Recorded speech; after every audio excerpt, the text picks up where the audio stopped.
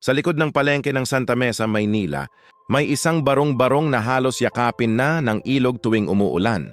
Doon nakatira sina Elena Cruz, 19 na taong gulang, at ang kanyang amang si Mang Arturo.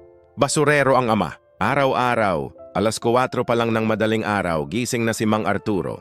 Isinasabit ang lumang guwantes, inaayos ang sirang tsinelas, at kinukuha ang kariton na minsan nang nabangga ng jeep. Si Elena ang taga-abot ng tubig. Tay, mag-iingat po kayo. Ngumiti si Mang Arturo kahit kulubot ang mukha. Mag-aral kang mabuti, anak. Balang araw, hindi mo nakakailanganin amuyin ang basurang inaamoy ko, tumango si Elena. Pero pareho nilang alam, mahirap mangarap kapag gutom. Sa eskwelahan, kilala si Elena. Hindi dahil matalino, kundi dahil anak siya ng basurero. Ayan na yung amoy kanal. Tingnan mo bag niya parang galing dump site. Hoy Elena, baka may nakasabit pang diaper sa likod mo. Tatawa ang buong klase. Tahimik si Elena. Pinipisil lang niya ang lapis. Nilulunok ang luha. Sa recess habang kumakain siya ng tinapay na baon, biglang may tumabig sa mesa niya. Natapon ng tubig. Nabasa ang notebook. Si Bianca, anak ng negosyante, ang nasa harap niya. Sorry hindi ko napansin. Pareho kasi kayo ng kulay ng sahig. Sabay tawa ng barkada. Tumayo si Elena para pulutin ng basang notebook. Pero hinila ni Bianca ang buhok niya. Ano, iyak ka na? Hindi gumanti si Elena. Hindi dahil mahina siya, kundi dahil sanay na siyang tapakan. Pag-uwi niya, nadatnan niyang duguan ang tuhod ng ama. Nadulas po kayo? Umiling si Mang Arturo. May nagreklamo raw na mabagal ako. Tinulak ako ng gwardya. Tahimik si Elena. Pinunasan niya ang sugat ng ama gamit ang lumang bimpo. Gabi-gabi habang nag-aaral siya sa ilalim ng sirang bombilya, naririnig niya ang ubo ng ama sa kabilang kwarto.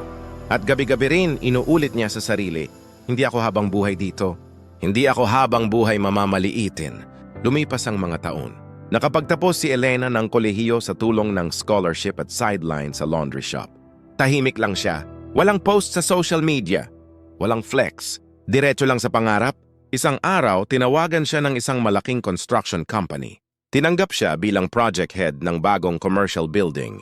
Hindi niya alam, ang kumpanyang iyon ang mismong nililinis ng ama niya gabi-gabi. Unang araw ni Elena sa opisina. Simple lang ang suot niya, plain na blouse, itim na slacks. Habang naglalakad siya sa lobby, nadaanan niya ang janitor na nagmamop ng sahig. Napahinto siya, ama niya, si Mang Arturo. Magkatinginan sila. Gusto niyang yakapin ang ama. Gusto niyang sumigaw, pero yumuko lang si Mang Arturo parang hindi siya kilala. Dahil janitor lang siya, at baka mapahiya ang anak. Sa conference room, pumasok ang mga empleyado, kasama si Bianca. Si Bianca na dati niyang bully. Ngayon ay executive assistant. Pagtingin ni Bianca kay Elena mula ulo hanggang paa, ngumisi siya. Excuse me miss, maling kwarto yata kayo. Pang-meeting ito ng management. Mahinahon ang boses ni Elena. Nandito po ako para sa project briefing. Napangisi si Bianca. Sigurado ka? Baka gusto mo muna magtanong sa janitor. May ilan pang tumawa. Sa labas ng salamin, nakita ni Elena ang ama niyang naglilinis ng basurahan.